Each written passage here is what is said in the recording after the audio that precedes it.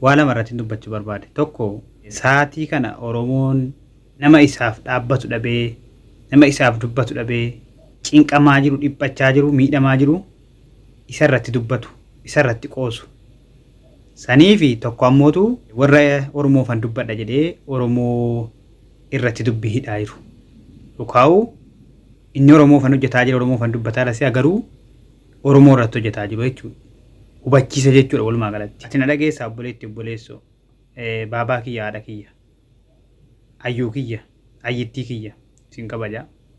Sa'aatii kana Oromoodhaaf dhaabbachuu barbaaddaami? Oromoodhaaf qabsaa'uu barbaaddaami? Oromoof sagalee ta'uu barbaaddaami? Saba kee birmachuu barbaaddaami? Galatoomi. Garuu akka nam tokkootti wannan sii dhaamu, akka nama waliin deemuu barbaadu tokkootti wannan sii dhaamu sa'aatii kanatti Oromoof dubbatta taanaan dhaabas ta'ee nama biroos ta'ee arrabsaa isa kaan faarsaa isa kaan akkana jechaa inni kun akkana jechaa wannati sagalee taatuuf tokkollee hin jiru. Maaliifi waggaa takka moollama guutuu osoo wal arrafamuu gareetti baamee gamana godhame isa kana faarfamee isa kana arrafamuu yoo wana ga'e jijjiirama tokko fiduu hin dandeenye. Nutis gam tokko dhaabbannee gam tokko arrabsaa gam tokkotti dhakaa darbataa nama gam tokko dubbatu deeggarree nama gama kaanii dhiibaa jibbaa yoo wana geenye argaa turre wal beennallee garuu bu'aa tokko hin agarre. Har'a garuu wanni akkas ta'aa ture sun nu miidhe malee nun fayyanne jechuudha. Kana jechuun dhagaa walitti darbachuun bu'aa tokko nuuf hin qabu. Akka wal miinu, akka wal cabsinu, akka diinni nu argee nu tuffatee dhufee nu seenee nu cabsu karaa saaqaa turre jechuudha. Har'a sa'aatii kana keessatti sa'aatii Oromoof jecha yookaan saba miidhame kanaaf jecha tokko ta'uu qabnu osoma paartiin adda taane osoma siyaasaan gargar taane silaa siyaasa namni keenya maal irraa beekaa miti. Siyaasa keenya ijoollee keenya yookaan nuyi warra ammaa dhiisiti warrummaan biyya keessaa sunu warrummaan gonaa jiru kunu siyaasi jaraa siyaasa nama miidhuudha. Osoo siyaasa sirrii ta'ee jedhee ummanni akkasitti hin gaagaamu, biyyillee akkasitti hin baddu, lubbuun namaallee akkasitti rakasa taatee akka sareetti hin gatamtu jechuudha. Siigalee kanaaf osoma waan fedheen adda taane sa'aatii kanatti ummataaf jecha waliin dhufnee waliin mari'annee waliif dhiisuu qabna turre malee akkasitti miti jechuudha.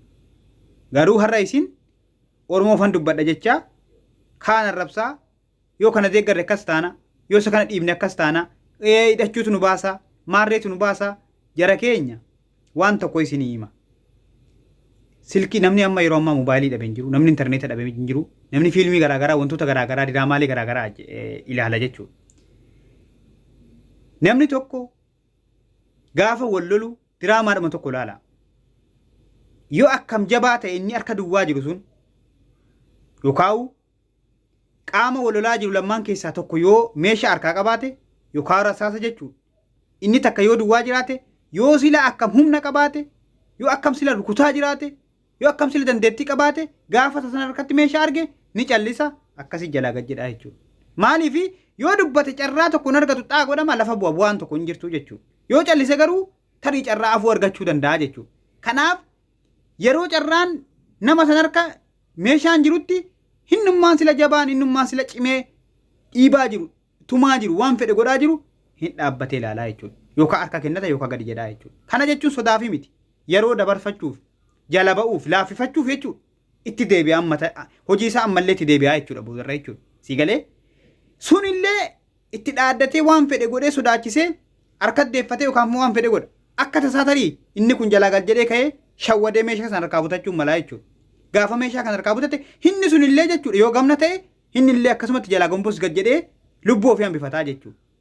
Kanaaf akkas ta'uu qabna malee sa'aatii akkasitti rasaasii garroobaa jiru ummanni keenya akkasitti dhumaa jiru akkasitti qalamaa jiru tola waa dubbachuun tola afaan baduun ummata keenya fixuu lubbuu ummata keenyaa balleessuu taati malee bu'aa tokko hin qabu jechuudha. Kanaafuu sa'aatii kanatti akka rakkoon irraa laaffatu hawaasa keenya irraa godhuudha malee akkas ta'uu qabna. Maarree jennee asii dhakaa darbinee waan argine afarsinee ummata irratti dhiibbaa godhuun bu'aa tokko nuuf hin qabu. Hawaasa miskiina ficcisiisuu ta'aa jechuudha. Keessumaayyuu nu warri biyya alaa jirru kun waan dubbannurraa waan barreessinurraa yaada yaannee namaaf ibsinurraa sirriitti of qabuun sirriitti of to'achuun walillee hubachiisuun walillee gorsuun kun sirrii miti waliin jechuun baay'ee gaariidha jedhee yaadan. Kanaaf isin warri sabaaf dubbanna jechaa jirtan kun bareechaa of eeggadhaa. Akka isin itti dubbattan kun akka saba miina ta'uu qaba. Akka isin illee isin miina ta'uu qaba. Isin illee yeroodhaaf haala jirtu ta'uu danda'a. Haalli isin mijataa ta'uu danda'a. Miidhamuu dhabuun mala. Garuu saba keessan miitan jechuun sababaa dubbii keessanii, sababaa hojii keessanii, sababaa akkas ta'e jechuu keessaniitiin namni tokko yoo miidhame isinumatu miidhamaa jira jechuudha. Isin hin beektan malee jechuudha. Inni kun kana. Inni har'a saba irratti dhaaddattu. Obboleessoo hin gowwoomin, obboleetti hin gowwoomin. Mootummaanis ni kufa. Sirni biyya bulchaa jirus, sirni biyya miidhaa jirus qaama fedhe keessaa ta'u hin darba, hin dhaaddatin, akkas taane hin jedhin, akkas goone hin jedhin, wanni hin jijjiiramne takka illee hin jiru. Si galee? Kanaaf nama hedduutu asiin dura saba miskiina kanarratti, saba Oromoo kanarratti qoosee gaafa inni miidhamu, gaafa inni hidhamu, gaafa inni ajjeefamu irratti waan barbaade yaasee booda saalfate jechuudha. Kanaaf barriin darbaa waan hin taane hin dubbatin. Ilaame sabni kee yookaan uummanni kun naaf dubbadhu jedhee sin dirqisiisu. Maa naa dubbachuu dhabde, maa naaf hojjechuu dhabde jedhee sitti hin duulu. Garuu yoo ati hojjechuu dhabdeef ni callisa. Yoo ati isaaf hojjechuu dhiiftee isarratti hojjette garuu ni gubata, waan godhu yoo dhabe si balaaleffata, si abaarallee jechuudha. Si nyaatallee uummanni miskiinni kun jechuudha. Kanaaf saba keetii dubbachuu baattu saba keetii irratti hin dubbatin. Saba keetiif hojjechuu baattu saba keetii irratti hin hojjetin. Saba kee kabajuu baattu saba kee hin tuffatin. Callisii taa'e. Si galee? Kanumatu barbaadamaadha. Akka amantiittis akkuma waa hundaatti jechuudha. Yookaan waa namaa godhuu, yoo waa namaan goone waa namarratti godhuu dhiisanii zim jedhanii taa'uudha jechuudha. Gaafa sana waa nu godhe jedhee namni si kadhatu hin jiru, waa nu godhuu dhabde jedhees namni sitti tuulu hin jiru jechuudha. Kanaaf callisuun gaariidha jechuudha. Kanaaf warra kana lamman irraa dubbachuu barbaadees viidiyoon dheeressu galatooma warri sagalee ta'aa jirtan, warra sagalee ta'ullee jajjabeessaa jirtan, warri sagalee ta'uuf qophii qabdanii jirtan jajjabaadhaa uummata keenyaaf rabbaa birmatuun isiniin jedhaa. Galatooma waan nutti mul'ate irraa dubbannaa. Dirqama dubbiin keenya wanni dubbannu dhibbarraan dhibbatti isin gammachiisuu hin qabu. Hin danda'amullee nama gammachiisa jettee yoo yaaddu ta'e. Si galee isinis dirqama wanni ati dubbattu nuu ta'uu qaba. Bakka kana bade bakka kana jetti sirrii ta'e jechuu dhiibtanii bakka keessaa isinii taate sirrii taate fudhattanii bakka kaanitti isinis nama mormuu dandeessan malee maa kana taate maa akkas taate ilma namaati. Maleekaa miti yookaan allaa miti. Rabbiin miti jechuudha. Si galee kanaafuu jechi namaa gochi namaa dhibbarraan dhibbatti guutuu hin ta'u. Isii kana naafuu badhaan isiniin jedhaa galatooma.